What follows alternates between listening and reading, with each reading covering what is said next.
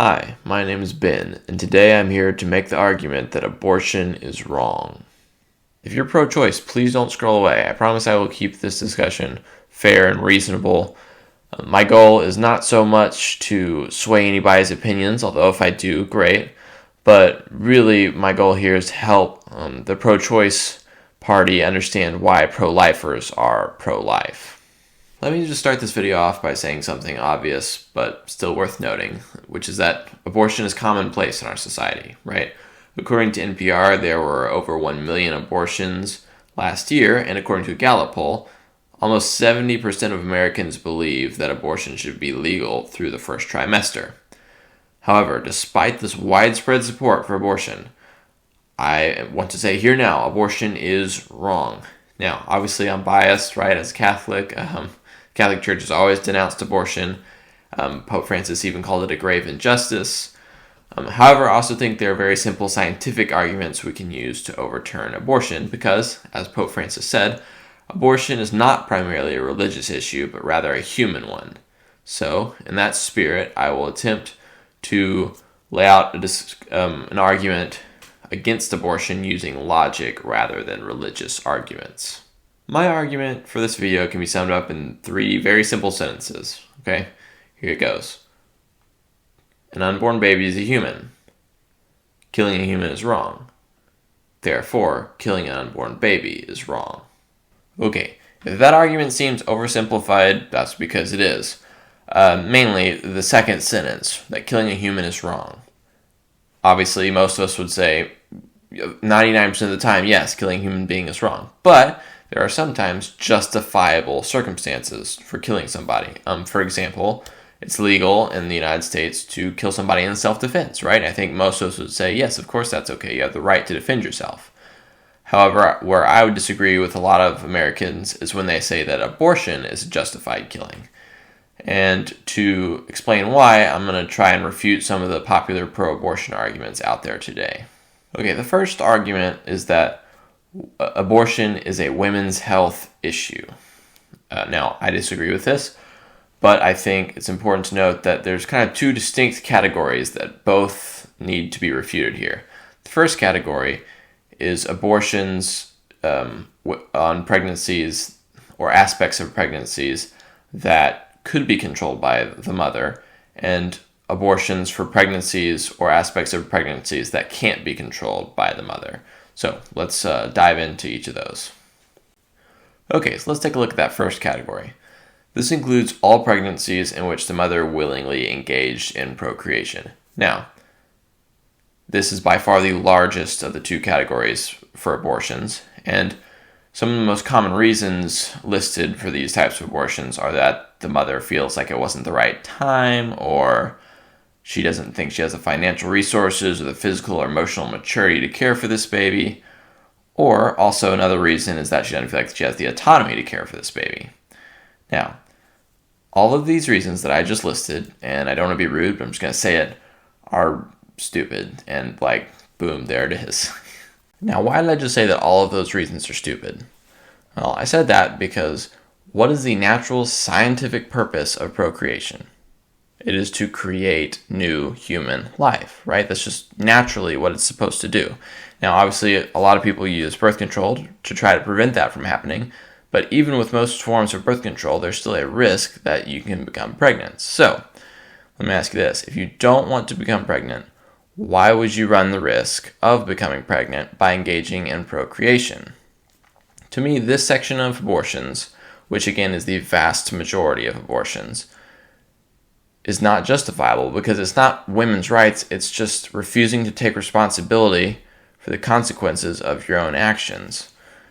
You know, if you created a human life, right, if you're the mother of a new human life, that human life is dependent on you to survive, okay? So it's your responsibility to take care of it, right? Because you created it, you have to take care of it. You can't just end a human life just because you don't want it or you're not ready for it. You know, if you engage in procreation, then you're saying you're ready for it. So you need to accept the consequences of your actions. And I don't think that somebody has the right to end a human life just because they're not ready for it. That's not a good enough reason to kill somebody. All right, the second category is a little bit trickier. This is the category in which I would include abortions of pregnancies due to rape and abortions of pregnancies that had complications that either affected the mother's health or the child's health. Now, first thing I'd like to say about this is that this category of abortions is very small. All right, only 1% of abortions were due to rape last year. So that, the rape only accounted for 1% of abortions. 99% of abortions were not rape, which meant that 99% of abortions were committed by people who actively chose to engage in procreation. But anyways, even though it's a small number, I'm still going to talk about it because I think it's important to this discussion. For abortions of pregnancies due to rape, obviously this is a horrible situation, and it's much more understandable if somebody wants an abortion when they've been raped versus the previous category, because unlike the previous category, rape victims didn't choose to run the risk of becoming pregnant, right? They were forced into it. However, I would still argue that abortion is wrong in this scenario because that baby is a human life, right? And so let me ask you this question. Do you believe it would be okay to kill somebody to ease your own suffering? I think most of us would say no, right? But that is literally what you're doing when you abort a human life, right? Even though it's unborn, it's still a human life. You're killing somebody just to ease your own suffering. And I don't think that's justifiable, even if, it's a horrible scenario such as with rape victims. So in this case, I think the human right to life triumphs over the human right to happiness. And just keep in mind, like a rape victim, if you become pregnant, you don't have to keep that child, right? Once it's born, you can give it up for adoption. You don't have to, it's not like you're saddled with this for the rest of your life. But as long as that human life is dependent on you, you have a responsibility to care for it. As for complications in pregnancies, there are 3 categories that I'm going to look at. The first is when the baby's health or life is threatened. Okay, so for example, let's say that during a pregnancy, a baby is diagnosed with Down syndrome, or maybe the baby's diagnosed with an illness or some sort of disease and it's not even expected to live until its development and birth. Well, I would say this.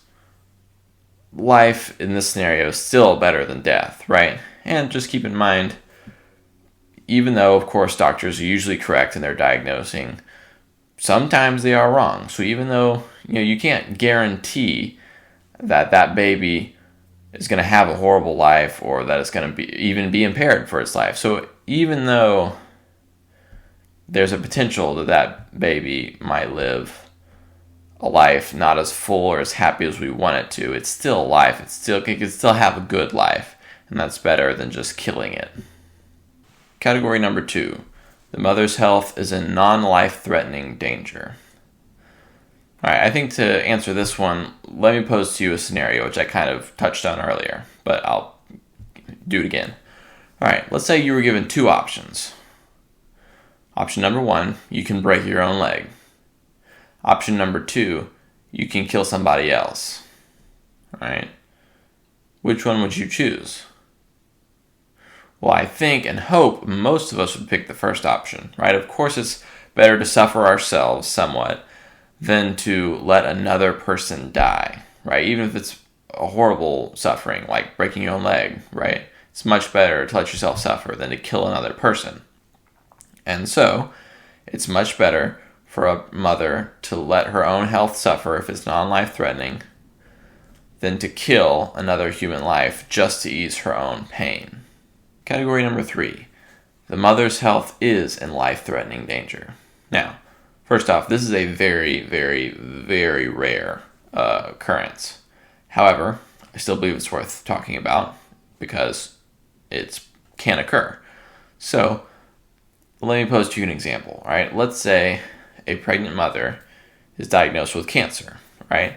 And if she does not get immediate cancer treatment, she will die. However, if she gets the cancer treatment, it will most likely kill her child. And if she doesn't get the treatment, then obviously she and the baby will both die, right? So, in this scenario, is abortion justified? No. But hear me out for a second, right?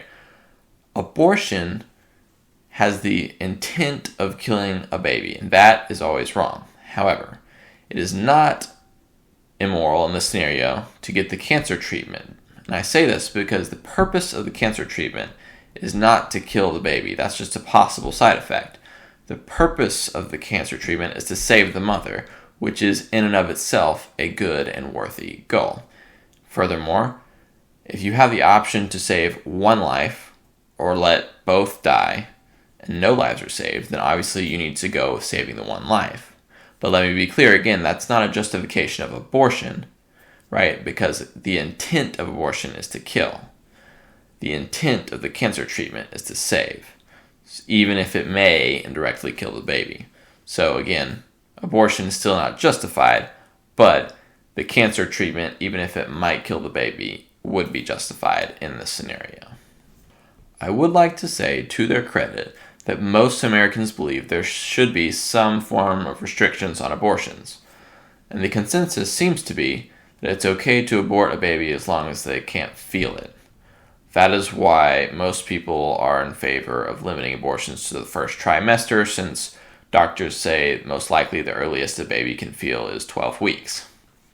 However, I don't think that kind of logic works or even makes sense, because think about this scenario for a second, right? Let's say there is a paralyzed man, right? He's paralyzed from the neck down, right? He's a burden to his family and he can't do anything useful, much like an unborn child, right? And then on top of that, let's say this family was struggling financially, right? And that nobody loved the paralyzed man and they couldn't care for him anymore and they wanted to get rid of him, right? Would they then be justified in shooting that man in the chest? I mean, after all, he can't feel it. Well, the answer, of course, is no. In fact, that's murder legally, right? That's completely wrong.